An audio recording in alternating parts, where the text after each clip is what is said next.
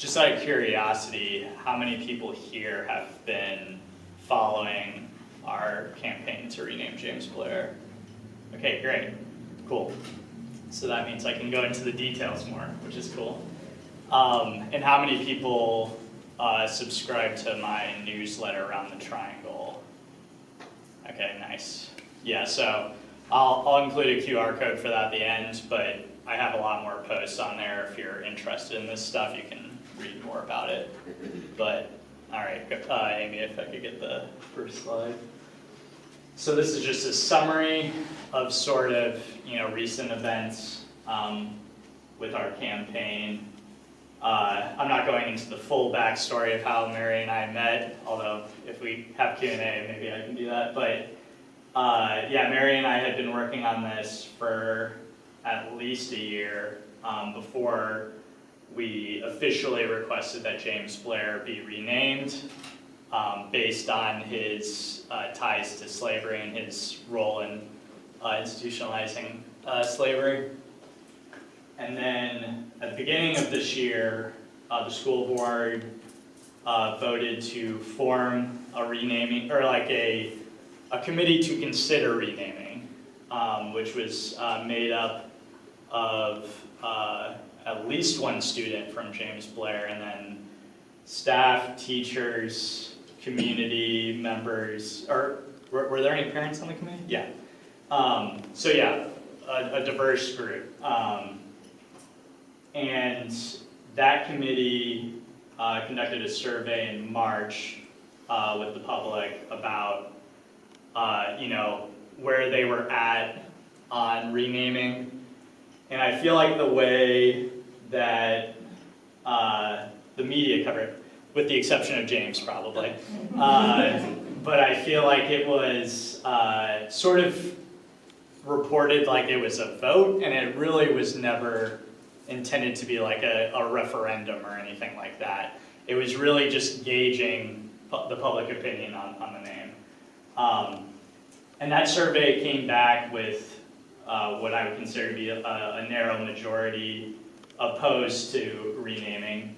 However, the committee itself voted almost unanimously. I think the only reason it wasn't unanimous was because of Dr. Cavazos. Somebody abstained. There was like one abstention. But it was practically a unanimous vote in favor of Dr. recommending. Cavazos wasn't there when we took the vote. When you took the vote, okay. And then in May, the school board decided to just move forward and not rename the school for now. So yeah, maybe if we could get the next slide. And the school board does not vote on a committee because we vote in the main body, so we're just there as non-voting members. Sorry, I'm jumping. Right. You're talking about the naming. Yeah. Yes, that's correct. So one thing I wanted to bring up, and yeah, sorry that I tried to censor these slurs, but they were not censored in the survey. But I was curious to see the actual survey results when they came out, and so I did a FOIA request with the school division. And I was going through and reading like each row of the survey, it was a lot to see all the opinions and misconceptions such as people literally saying like everyone back then owned enslaved people, which of course there's the obvious falsehood with that. Well, enslaved people didn't own enslaved people, but other than those misconceptions, I stumbled upon 2 rows where the comments said comment redacted for profane language. And so I followed up with the school division saying, what's this about, and could you please cite the FOIA law that allows you to censor because of profane language, because I'm not aware of a law that does that. And so they provided it and said, oh, sorry, we provided you the wrong spreadsheet. So then I went back, of course, and I found, and I had a feeling this is what I was going to find, but I hoped it wouldn't be. But an 8th grader at the school, in response to renaming, said, no, F the N-words. And then someone else from the community suggested rename it Black N-word Middle School. So I feel like this is important to bring up because the school board used the community survey as their rationale for why they did not move forward with the renaming, but this is sort of, obviously not everyone who was against renaming. There were plenty of people who had, what I felt like were reasonable concerns, like why wasn't the school renamed back in 2017 when it was renovated? I think that is a perfectly reasonable question to be asking. But at the same time, like, the opposition still has people who resort to hate speech in their ranks, and I feel like that's something that has to be reckoned with. And also, the opposition to renaming was really focused on the cost, which we can talk about that later if y'all are interested. But I feel like this puts it squarely back to what we were saying it was, which is this is about race and not cost. Yeah, go ahead, ma'am. I never saw the survey itself. Was it just do you support or do you not support, or was there any kind of discussion about why it was named James Blair? Right. So, you can help me, Andrew, but I think there was maybe a little bit about why it was named, but it didn't go deep into the history or anything like that. And contrary to because there was a survey that was done in 2017 as well when the school was renovated, that survey didn't do anything to provide historical context, whereas this one did. Although, like, I do wish that we had had a town hall like this before, as part of that effort, because I think like that could have allowed some of these misconceptions that people have to be like directly challenged in person. And it's even as well written as the preface to the survey was by the committee, it's just hard to expect people to read, especially the students that were surveyed, Although some of the students did. Some of what the students had to say was pretty cool, actually. But yeah, does that answer your question? Okay. We can talk about that more later, too. Yeah, I'm really going to try not to go off on rabbit holes because there's a lot to talk about. But go ahead, Amy. So, yeah, probably in January, either December or January, I was interested in learning more about how the school was actually named. I had hoped to publish something on it sooner, but my dad actually passed away in January, so that sort of took my attention away from it. But when the school board decided not to move forward, I was like, okay, well, I got to do this now. And so I had gone to the school division and gotten their school board minutes from the 1950s. And I basically used that as a source, and newspaper clippings where I got to use the microfilm in the Williamsburg Library. If y'all ever get a chance to do that, it's fun. The librarians will sort of like grumble at you because nobody uses that machine, but they'll help you, and it's cool. But I think the most interesting thing about the history that I didn't know until I studied these minutes was, I guess when I went into it, I was hoping for a smoking gun, like, oh, we are going to name it James Blair because we're racist, and didn't find that. But it's still interesting because the timing is what makes it so interesting. Because the school division was actually the joint school division was actually being formed at that time. They had been two separate school divisions. I believe James City County was actually with New Kent and Charles City, but then they split off. I don't know if it began exactly in 1952, but that's when I started seeing it in the school board minutes. And the plan was for the joint school division to be segregated. And the new high school that was going to become James Blair was going to be the whites-only high school. the white elementary school students were going to go to Matthew Whaley, and then the black elementary school students who had previously gone, I'm not sure if it was 1 or 2 schools, but they went to different schools. They were all going to be crowded into Bruin Heights High School. And more on that in a second. But the community, and I do say the community because obviously black parents were protesting the unequal treatment that segregation results in. But from what I can tell, the school board minutes, white people were also protesting it too. So I don't think we should just see it as like this was something that only the black community was upset about.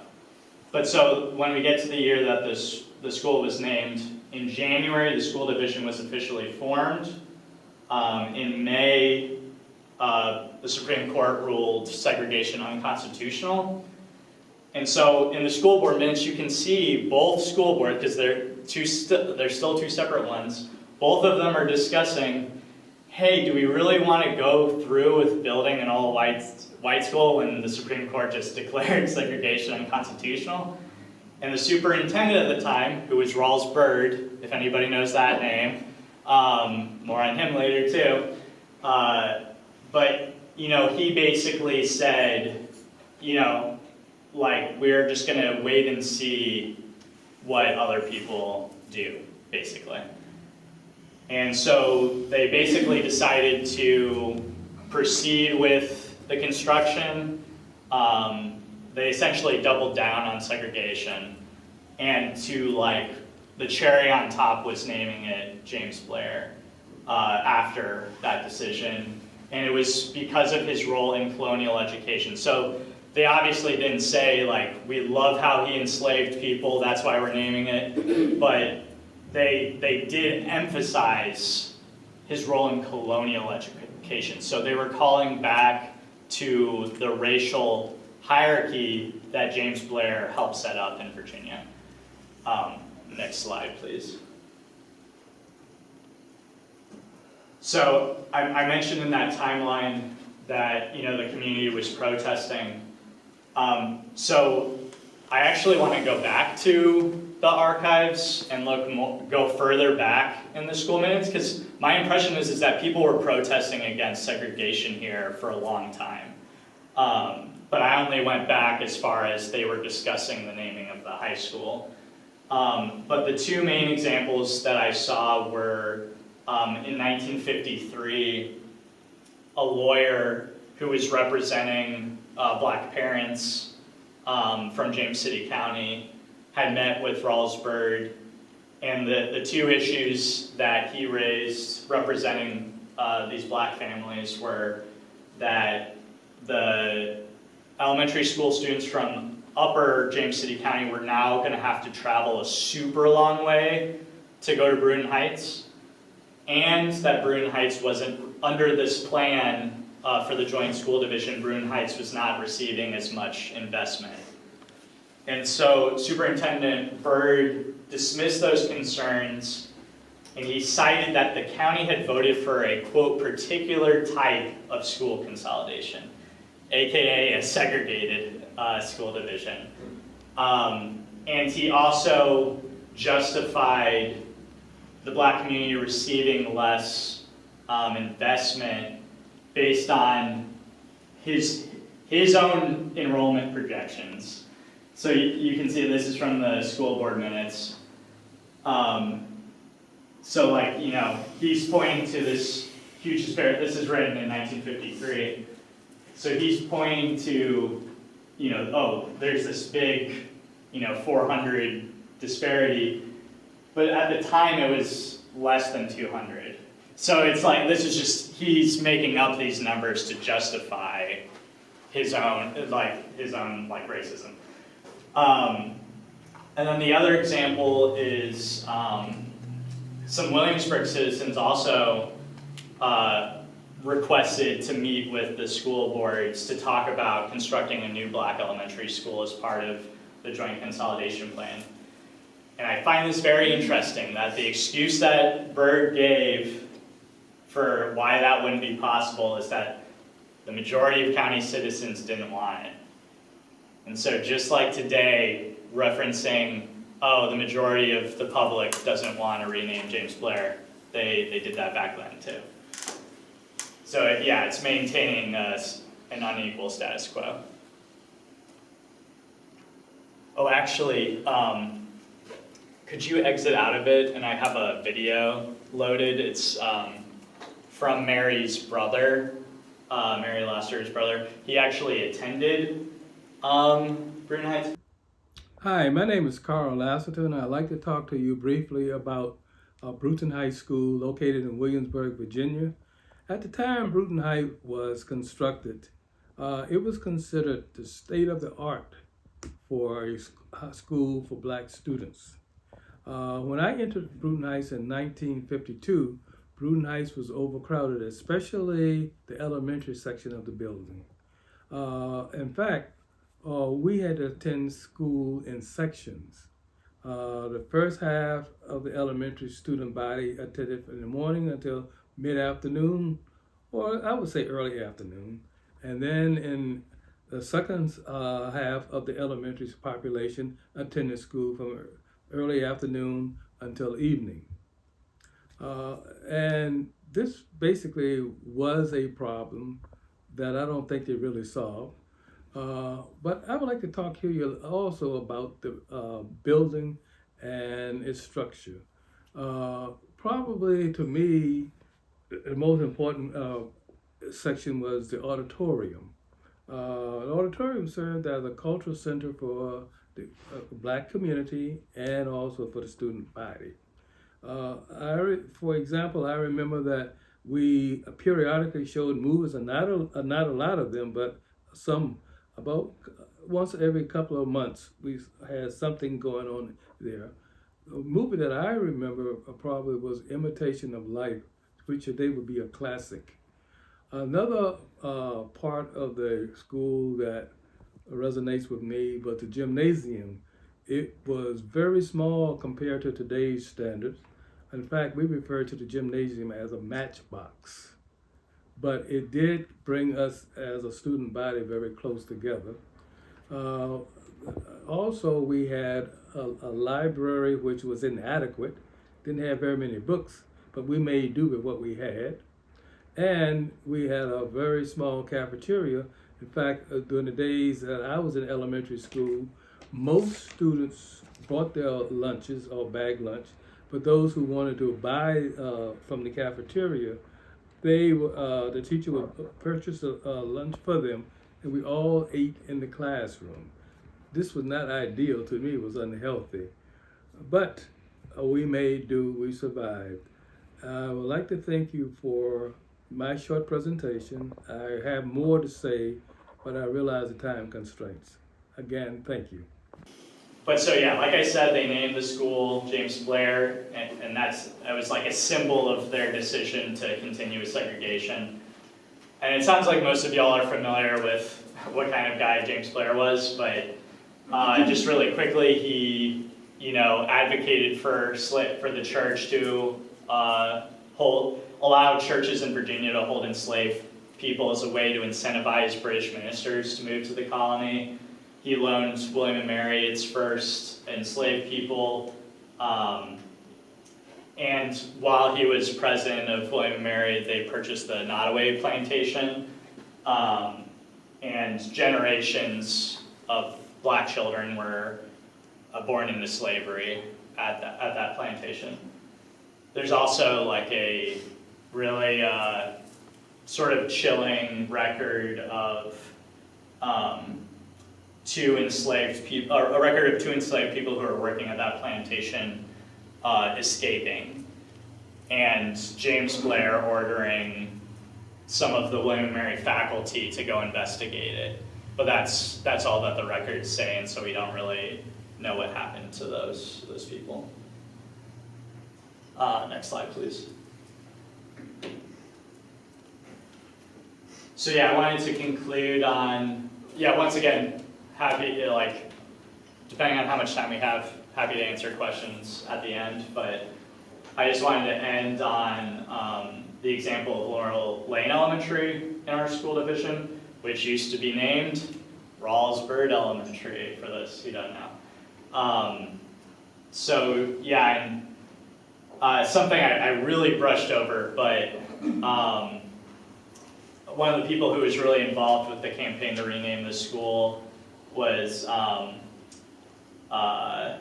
Lafayette Jones, who had, when he was a high school student, tried to enroll at James Blair before the school division became fully integrated. And Rawlsburg had called his dad and said, if you don't stop trying to go to this school, you're gonna you'll never find work in Williamsburg again.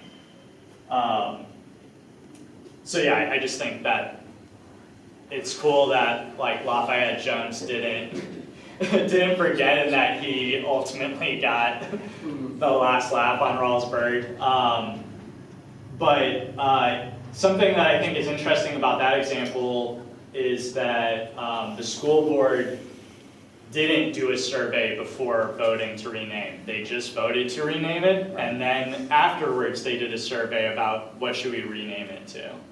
But they didn't wait for the public to make the decision. They like showed the leadership to actually just go through with it. And there's a quote from one of the board members at the time.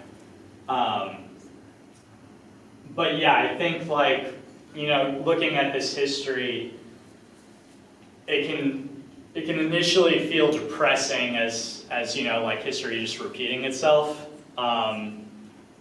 But I think like what we have to remember is that like history repeats itself in positive ways too, and that our campaign has taken inspiration from Reverend James B. Tabb, which is what we propose the school be renamed to.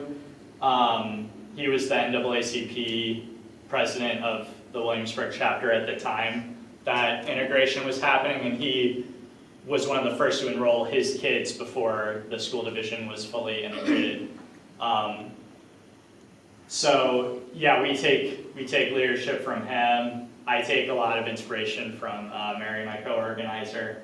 And so yeah, I just want to end on that note, is like that, even though this is a setback with the school board not proceeding with renaming right now, that really like to me it's been a pretty big success in terms of what kind of conversation it's started in the community.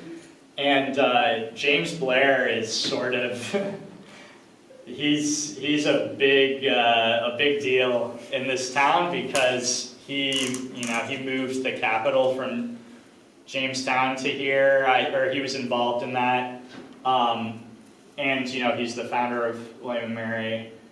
So like to be able to still like get it to the point where the school board was going to vote on it, concerning like a figure that has such a high status, because when William and Mary did its own review of school names, they added some context to James Blair, covering a lot of what our campaign talks about, but he still has a hall named after him at William and Mary. He still has a big old statue right next to that hall too. So yeah, I'll leave it there. And but Mary's going to continue the presentation. I am Mary Lassiter, and I'm going to try to read real quickly so we can go through this real quickly. Pam Pouchot is in the back, and she wrote a letter to the Gazette, to the editor in 2020, and she's been an inspiration for me. The letter to the editor: all children should feel equal entering school. Magruder Elementary School bears the name of John B. Magruder, a Confederate general. Magruder is most famous for the burning of more than 400 buildings in Hampton during the Civil War, because he did not want Fort Monroe contraband slaves inhabiting those homes. He fought his way up the peninsula to the Williamsburg area, killing soldiers. Tonight I'm going to try to clarify some incorrect and vague information some your county administrators and personnel have reported. Magruder Elementary should be changed to Bruton Elementary. This would have been a more appropriate name for the school that was built in Bigler's Mill in 1920. The school was opened during the Jim Crow era. This was a time heroes of the lost cause were being honored. John Bankhead Magruder was a hero to Southern whites. There was no Magruder zone in 1920, as Dr. Butler mentioned. They were small towns with small populations. Both towns were displaced in 1942. The federal school Dr. Butler mentioned that existed in the 1860s was actually a school the Freedmen's Bureau established for colored children. It is irrelevant to the naming of Magruder School that was built more than 50 years later. And there was one Magruder school rather than multiple schools, as Dr. Butler stated. The school had a unique situation of being displaced by the U.S. Navy and moved to Cheatham Annex. A new building was built on Penniman Road in 1949 or 51. There have been different dates published. It was the same school for the same white children of the Bruton district. However, the black children of the Magruder village were not allowed to attend the school. They want you to believe the white citizens of the Bruton district honored the predominantly black community. Dr. Butler mentioned the Hythen civil unrest during the 50s. This included massive resistance to school integration. Virginia was led by the Byrd machine as Brown versus Board of Education was being discussed and enacted into law. Dr. Carroll referred to Magruder as the Magruder School, and the press used the same terminology. The school was simply called Magruder School. Dr. Carroll said General Magruder probably named the village, which is not correct, and the press wrote that statement. We gave Dr. Carroll and Dr. Butler documentation in September 2024 that showed the post office was named Magruder in 1896 to honor the general. The village took the same name. Doctors Butler and Carroll reached a very ambiguous conclusion that the school built in 1920 wasn't named in the same manner as the two schools for black students were named. That conclusion was not logical. Black schools honored men and women of integrity and those that had made contributions to black society and education. They used first and last names and sometimes middle names such as George Washington Carver and Carter G. Woodson.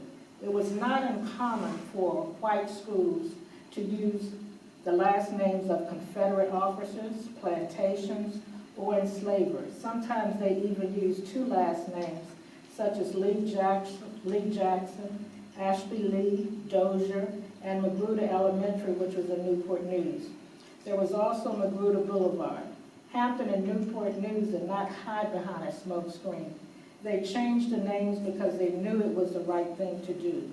When full integration was implemented in 1968 in York County, Frederick Douglass was changed to Magruder Annex, and James Weldon Johnson was changed to Yorktown Intermediate. This was a power move because they didn't want the white students to attend. They didn't want the white students, I lost my train of thought. They didn't want the white students to attend schools named to honor two black men that had helped the black communities. There was no written policy at the time. The powers that be made the decisions. Charles E. Brown was president of the local NAACP during the 1950s.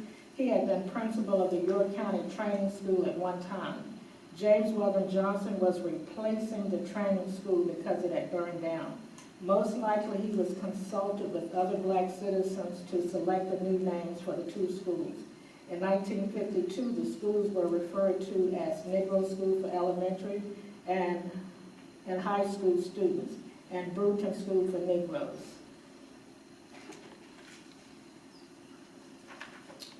There were differences in black and white schools during the Jim Crow era: quality of education, school structures, lack of amenities and activities, unfair pay for school personnel, and other items. Our reasonable conclusion is Magruder School, opened in 1920, was named for General John Bankhead Magruder. It was located in Bigler's Mill, rather than Magruder. It is not logical they would have named the school after a predominantly black community during the Jim Crow era. More practical names would have been Bigler's Mill School, Bruton School, or Upper York County School.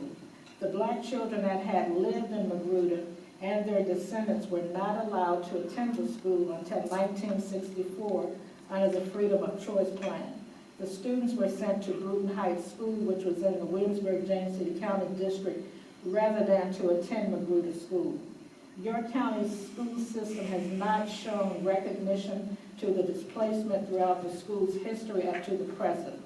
The history of the displacement has not been added to the curriculum.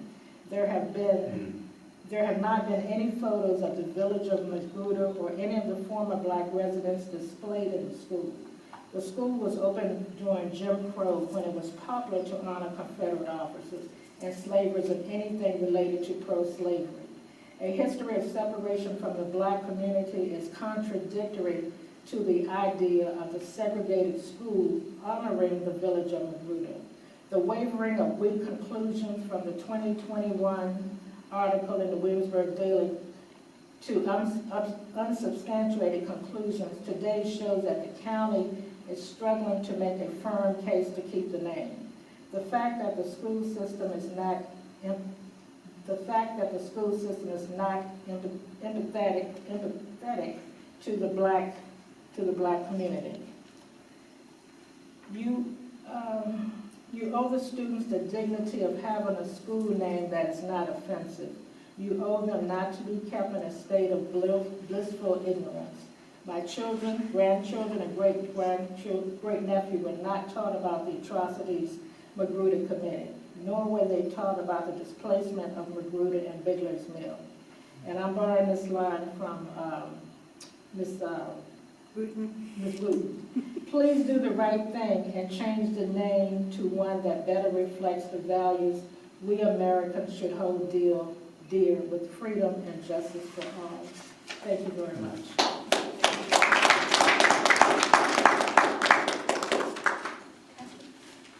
So where do you think the York County School Board is going to land on the name change? Could you update people on where it's at right now, Mary? Okay, right now where they've had two work sessions where they have discussed it. Truthfully, I need to be more positive.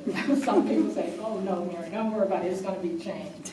Pam is back there shaking her head. She's been dealing with it a long time. I am not sure. I'm not sure. It doesn't look good, and they have an all-white. They're all Republican. They have an all-white school board, which it's kind of hard to convince the majority of them to vote in our favor. And basically, I don't think that they're really listening to the truth. You know, they started out in 2021 with a lot of things in the newspaper, and they saw that those reasons were not legitimate, so they basically dropped them. And now their main thing is, oh, it didn't have two names like Frederick Douglass and James Weldon Johnson. That's their story now. I mean, how much sense does that make? So they're not looking at logic, they're just coming up with something.